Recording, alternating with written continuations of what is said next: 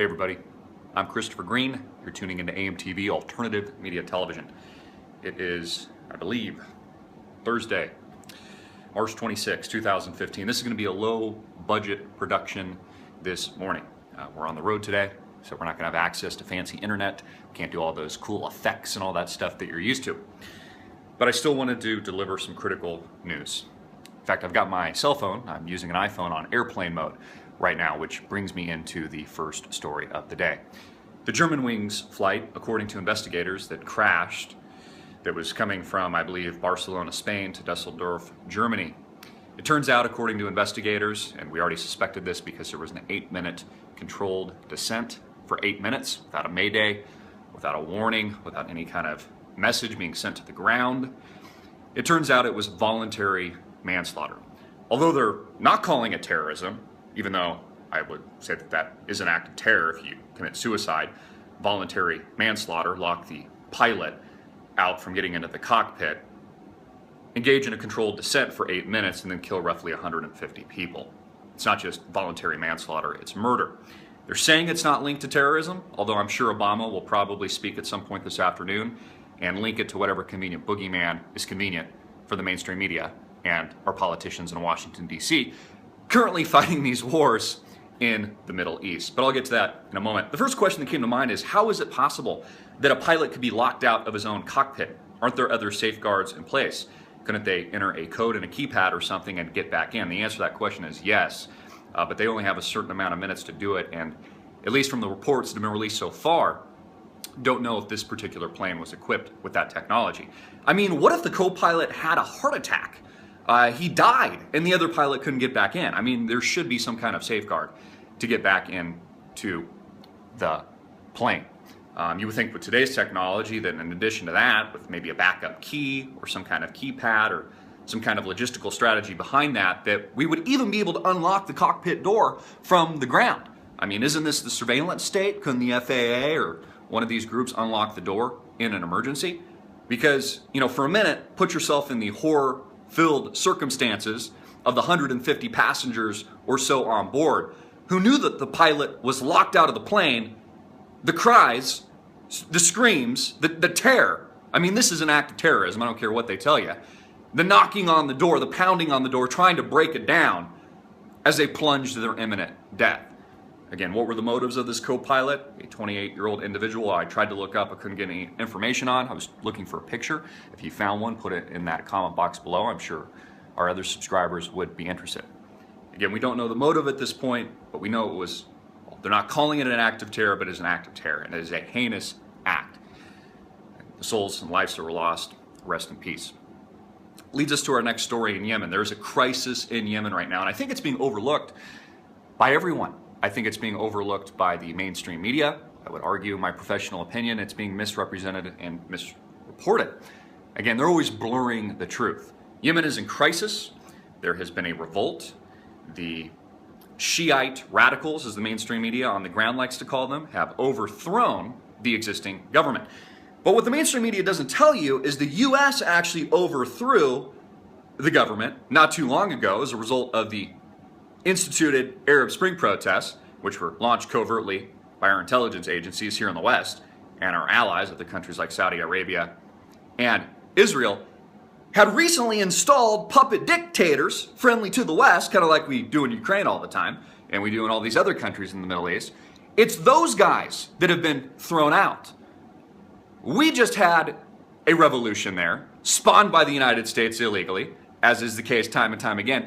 And now there's been another revolution, a re-revolution, by the Shiites that just happened to be backed by Iran. Isn't that interesting?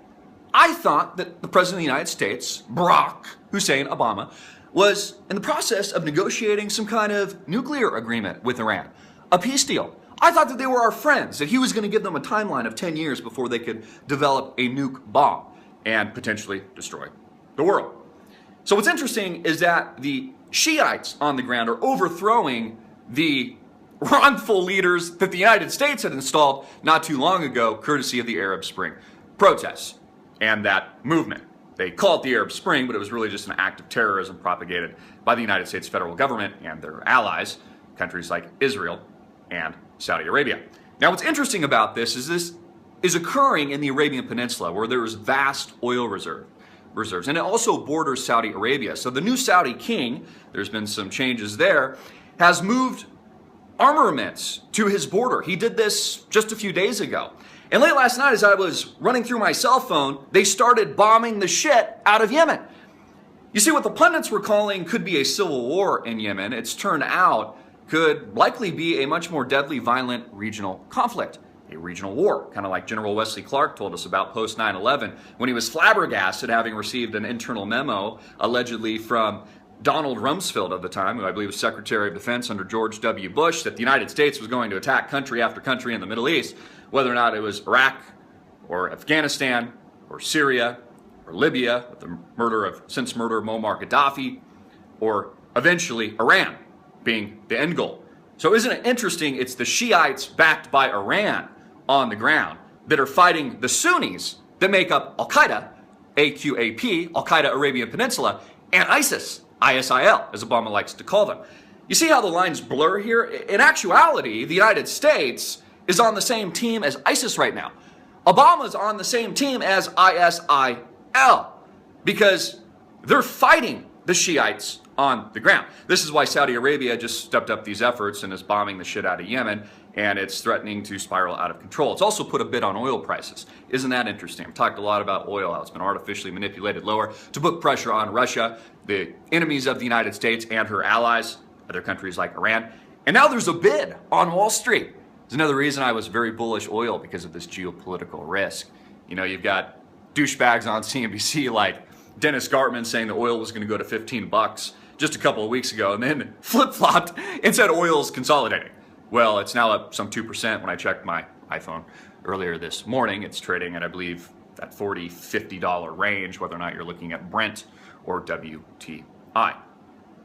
All of this is boiling out of control in the Middle East, folks. It's not just Iraq, it's not just Afghanistan, it's not just Syria, the ongoing destabilization effort and attempted overthrow, courtesy of the United States, of the Bashar al-Assad government, the staged chemical attacks that made up Ghouta that were total bullshit, that was proven by the United Nations and people like Carla Del Ponte weeks and months later. It's Yemen. It's soon to be Iran. You see, Iran is the final target. That's why I wouldn't believe for a minute these negotiations. I think it's a smokescreen, actually, that the United States can say, hey, we tried to negotiate, but the deal fell through. And that's why we're going to war. We provided them and presented them a perfect deal regarding their nuclear program, but they just wouldn't bite. They just wouldn't accept. And now we are at war. We will go to war with Iran. You see, Obama and Bibi, King Bibi, Benjamin Netanyahu, although they hate each other personally, I mean, there is a vile hate for each other. These men hate each other. I'd like to see them in a boxing match.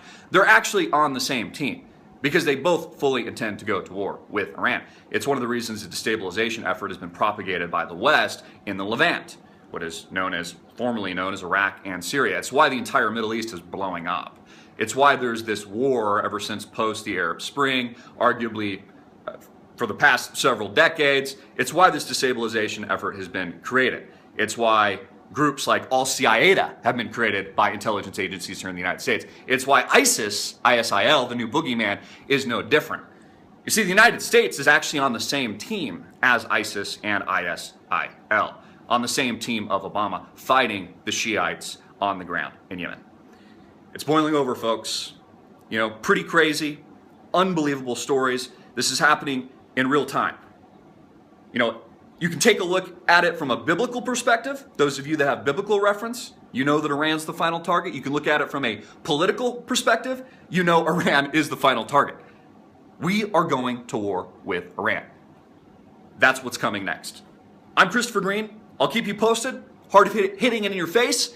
Click the link below to support our sponsor. Visit ProPure USA. Check out all their water filters and water filtration products. It supports us, AMTV, and it supports them. Get it out, make it viral.